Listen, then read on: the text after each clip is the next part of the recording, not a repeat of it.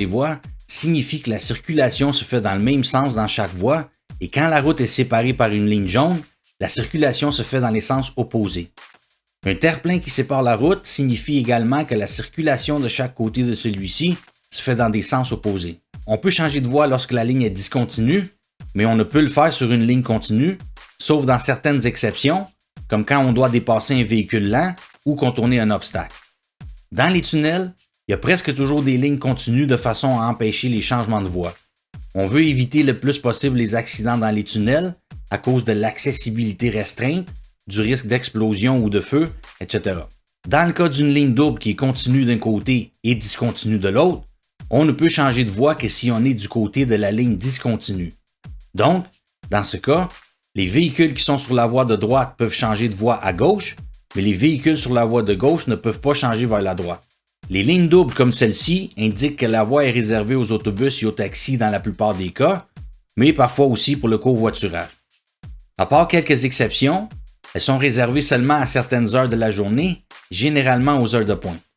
Donc, pendant les heures où la voie est réservée, si on veut changer de voie afin de tourner à une intersection, on peut seulement le faire après cette ligne diagonale. Parfois, il y en a aussi au milieu de grands boulevards. Dans ce cas, les lignes seront jaunes car la circulation se fait en sens opposé sur au moins un des deux côtés de la rue. Comme dans ce cas-ci, les véhicules dans la voie de droite circulent dans cette direction et les véhicules dans la voie réservée circulent en sens opposé. Aux arrêts et aux lumières, il y a une ligne d'arrêt et parfois aussi un corridor pour les piétons. On doit immobiliser le devant de la voiture juste un peu avant la ligne. Un petit truc pour savoir quand on est à la bonne distance, c'est quand on ne voit plus la ligne. On doit éviter de dépasser la ligne parce que les conducteurs venant dans l'axe perpendiculaire pourraient avoir l'impression qu'on ne s'arrêtera pas. On ne doit pas non plus arrêter trop loin derrière parce que les voitures venant sur l'axe perpendiculaire peuvent ne pas nous voir, mais voici une autre raison pour laquelle beaucoup de gens ont des contraventions, en particulier dans les zones résidentielles où il y a beaucoup d'arbres ou de haies aux intersections. S'il y a un policier qui vérifie l'intersection pour voir si les gens font leurs arrêts correctement, il pourrait ne pas nous voir si on arrête trop loin derrière la ligne. Donc, quand on repart, puisqu'il nous voit rouler à vitesse modérée, il va avoir l'impression qu'on n'a pas marqué notre arrêt correctement. On peut aussi se servir de la ligne d'arrêt pour savoir si la rue est à sens unique ou à double sens. Si la ligne d'arrêt ne couvre que la moitié de la rue, c'est une rue à double sens. Si elle couvre toute la largeur de la rue, c'est une rue à sens unique. Ces flèches peintes sur les voies indiquent les directions que l'on doit suivre dans chaque voie et elles sont parfois accompagnées par des panneaux comme ceux-ci avec des flèches blanches sur un fond noir. Donc, dans le cas présent, si on est dans la voie de droite, on peut aller tout droit ou tourner à droite. Dans les deux voies du centre, on peut seulement aller tout droit. Et si on est dans la voie de gauche, on peut seulement tourner à gauche. Des flèches comme celle-ci indiquent que la voie va bientôt disparaître. Il y en a presque toujours sur la voie d'entrée d'une autoroute. Les voies comme celle-ci au milieu de la rue sont réservées pour tourner à gauche. Notez que ce ne sont pas des voies pour tourner à gauche ou à droite, comme beaucoup de gens pensent, parce qu'ils voient cette flèche pointant vers la droite. Cette flèche ne pointe pas vers la droite pour nous, elle pointe vers la gauche pour les véhicules venant en sens inverse, puisque cette voie est en fait une voie à double sens. Notez que lorsqu'une flèche est pour nous, le pied de la flèche est toujours de notre côté.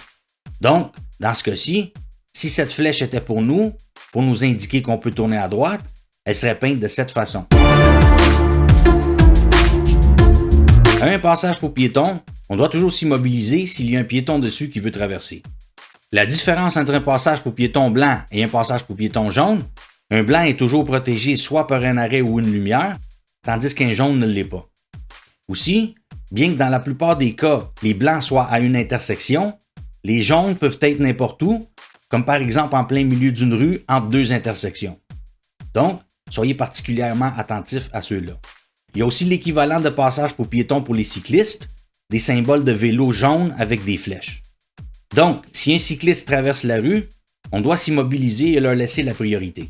Des symboles de vélo blancs comme ceux-ci signifient que la rue est souvent empruntée par des cyclistes, et ces voies avec un symbole de vélo, des lignes pleines et des losanges indiquent une piste cyclable. À certaines intersections, il y a des lignes tissées comme celle-ci. Dans ce cas, on ne doit pas être dessus en attendant à une lumière rouge ou un arrêt. On doit immobiliser le devant de la voiture un peu avant la ligne d'arrêt. Généralement, il y a ces lignes aux intersections où des camions ou des autobus doivent tourner, et comme ce sont des gros véhicules, ils ont besoin de plus d'espace pour tourner. Ces lignes agissent en tant qu'espaceurs, donc on ne doit pas piler dessus en aucun temps. Tandis que dans le cas de ces lignes-ci, on ne doit pas attendre dessus. Dans le cas de celle-ci, on ne doit même pas piler dessus. Imaginez ces lignes comme un prolongement du trottoir ou du terre-plein. Parfois, on en voit aussi dans les voies de stationnement, ce qui signifie qu'on ne peut pas stationner à cet endroit. J'espère que vous avez aimé cette vidéo. Bonne chance à votre examen.